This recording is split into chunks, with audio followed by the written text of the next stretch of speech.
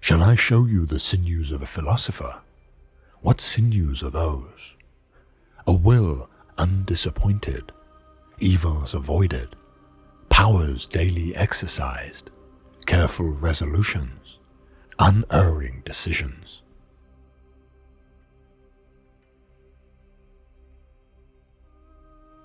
Do you suppose that you can do the things you do now and yet be a philosopher?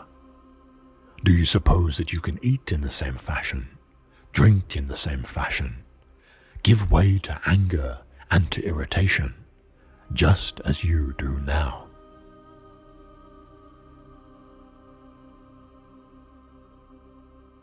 Some things are in our control and others not.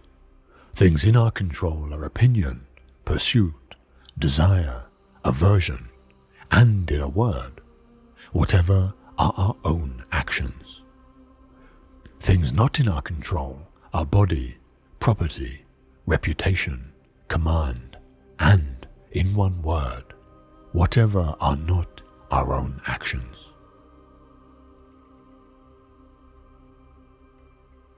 No thing great is created suddenly, any more than a bunch of grapes or a fig. If you tell me that you desire a fig, I answer you that there must be time.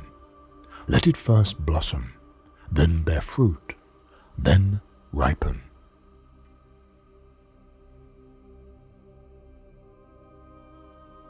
Who are those people by whom you wish to be admired?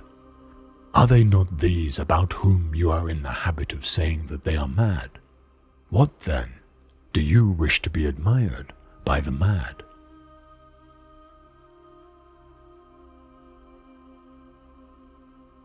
If you do the job in a principled way, with diligence, energy, and patience, if you keep yourself free from distractions, and keep the spirit inside you undamaged, as if you might have to give it back at any moment, if you can embrace this without fear or expectation, can find fulfillment in what you're doing now, as nature intended, and in superhuman truthfulness, every word, every utterance, then your life will be happy.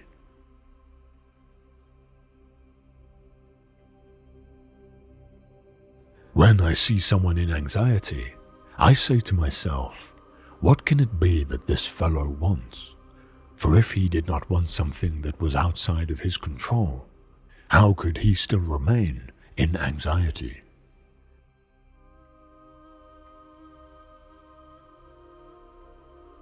What is the first business of one who practices philosophy? To get rid of self-conceit, for it is impossible for anyone to begin to learn that which he thinks he already knows.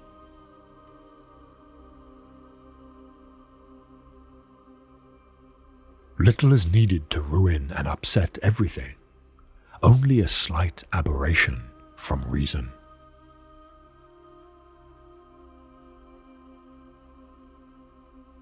Be not swept off your feet by the vividness of impressions, but say, impression, wait for me a little. Let me see what you are and what you represent. Let me try you.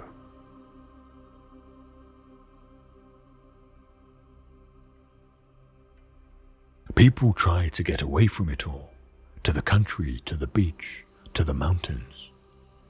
You always wish you could too, which is idiotic. You can get away from it any time you like, by going within. Nowhere you can go is more peaceful, more free of interruptions, than your own soul.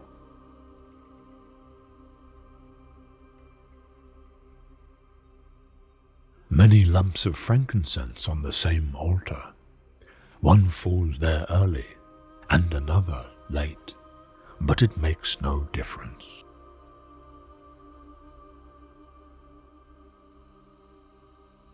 Not to live as if you had endless years ahead of you.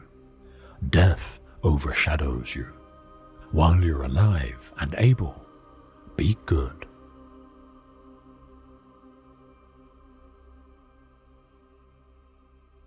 With every accident, Ask yourself what abilities you have for making a proper use of it. If you see an attractive person, you will find that self-restraint is the ability you have against your desire. If you are in pain, you will find fortitude. If you hear unpleasant language, you will find patience. And thus habituated, the appearance of things will not hurry you away along with them.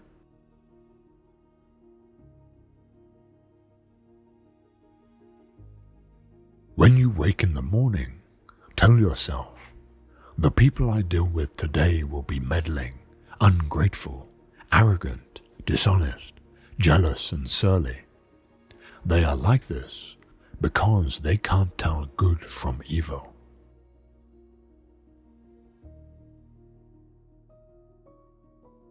We are all made for mutual assistance, as the feet, the hands and the eyelids, as the rows of the upper and under teeth, from whence it follows that clashing and opposition is perfectly unnatural.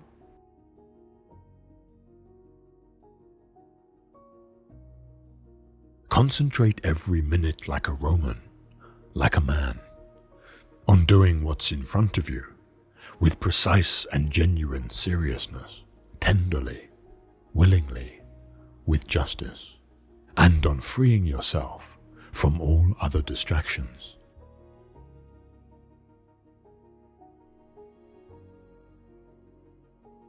Yet living and dying, honor and dishonor, pain and pleasure, riches and poverty, and so forth are equally the lot of good men and bad.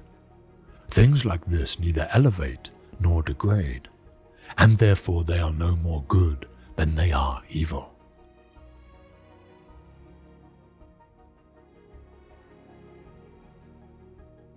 For a man can lose neither the past or the future, for how can one take from him that which is not his?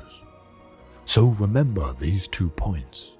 First, that each thing is of like form from everlasting, and comes round again in its cycle, and that it signifies not whether a man shall look upon the same things for 100 years or 200, or for an infinity of time. Second, that the longest lived and the shortest lived man, when they come to die, lose one and the same thing.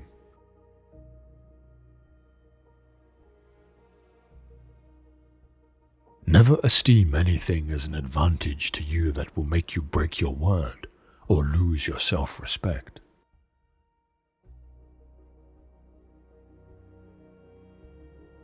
Remember that man lives only in the present, in this fleeting instant. All the rest of his life is either past and gone, or not yet revealed. Short therefore is man's life, and narrow is the corner of the earth wherein he dwells.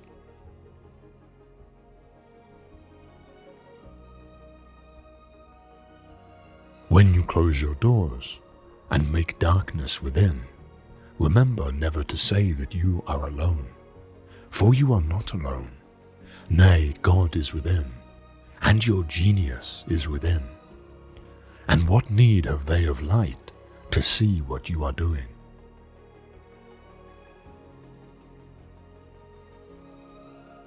Any one thing in the creation is sufficient to demonstrate a providence to a humble and grateful mind.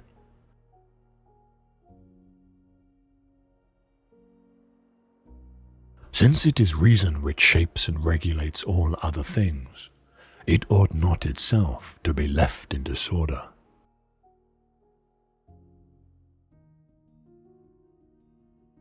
It is unlikely that the good of a snail should reside in its shell. So is it likely that the good of a man should?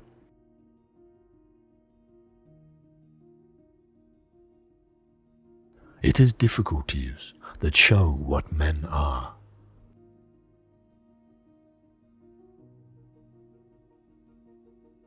Materials are indifferent, but the use which we make of them is not a matter of indifference.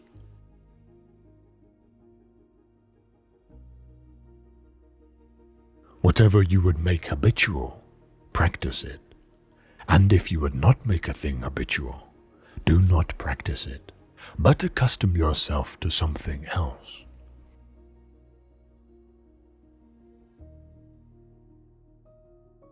Show me someone who is ill and yet happy, in danger and yet happy, dying and yet happy, exiled and yet happy. Show me such a person. By the gods, how greatly I long to see a stoic.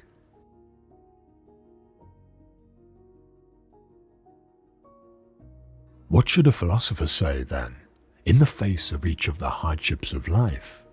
It was for this that I've been training myself. It was for this that I was practicing.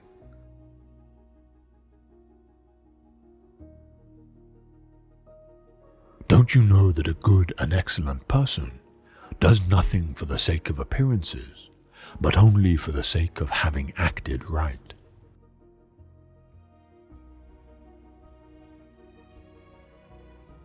For freedom is not acquired by satisfying yourself with what you desire, but by destroying your desire.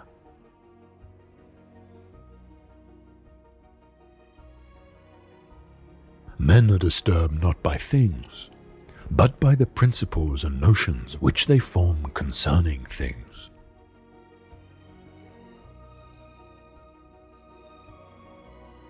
It is the act of an ill-instructed man to blame others for his own bad condition. It is the act of one who has begun to be instructed to lay the blame on himself, and of one whose instruction is completed, neither to blame another nor himself.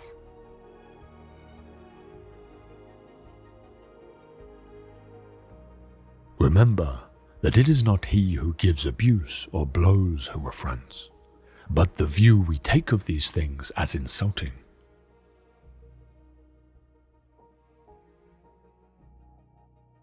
Self-control and resistance to distractions, optimism in adversity, especially illness.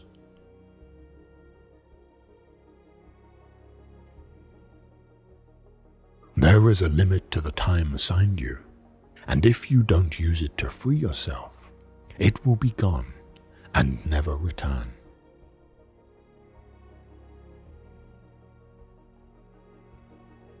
Yes, you can, if you do everything as if it were the last thing you are doing in your life, and stop being aimless. Stop letting your emotions override what your mind tells you. Stop being hypocritical, self-centered, irritable.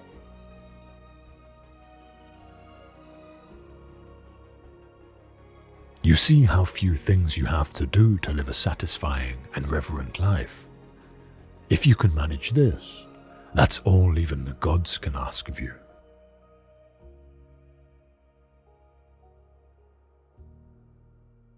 You could leave life right now. Let that determine what you do and say and think.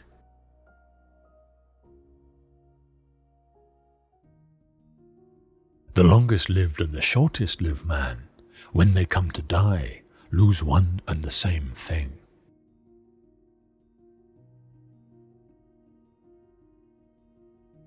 Though you be destined to live 3,000 years, and as many myriads besides, yet remember that no man will lose a life than that which he lived, nor live other than that which he will lose.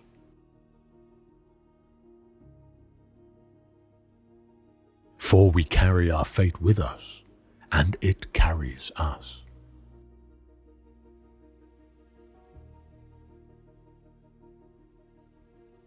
A man should be upright, not kept upright.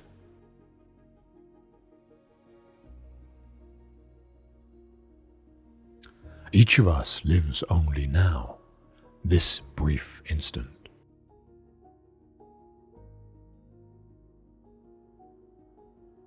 Nothing has such power to broaden the mind as the ability to investigate systematically and truly all that comes under thy observation in life.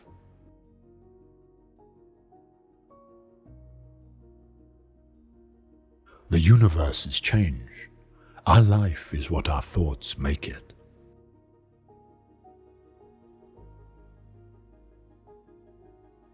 Think on this doctrine that reasoning beings were created for one another's sake, that to be patient is a branch of justice, and that men sin without intending it.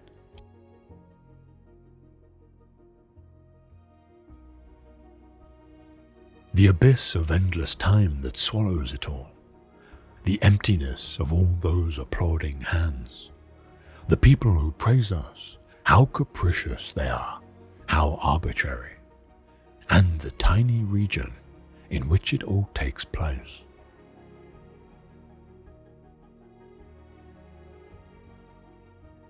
Be straightforward, look at things like a man, like a human being, like a citizen, like a mortal.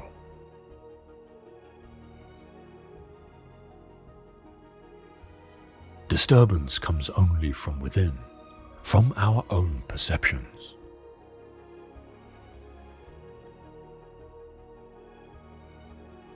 The world is nothing but change. Our life is only perception.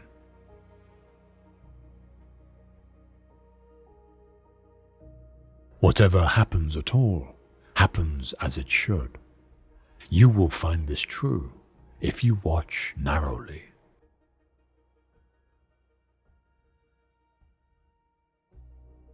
How much time he gains who does not look to see what his neighbor says or does or thinks, but only at what he does himself, to make it just and holy.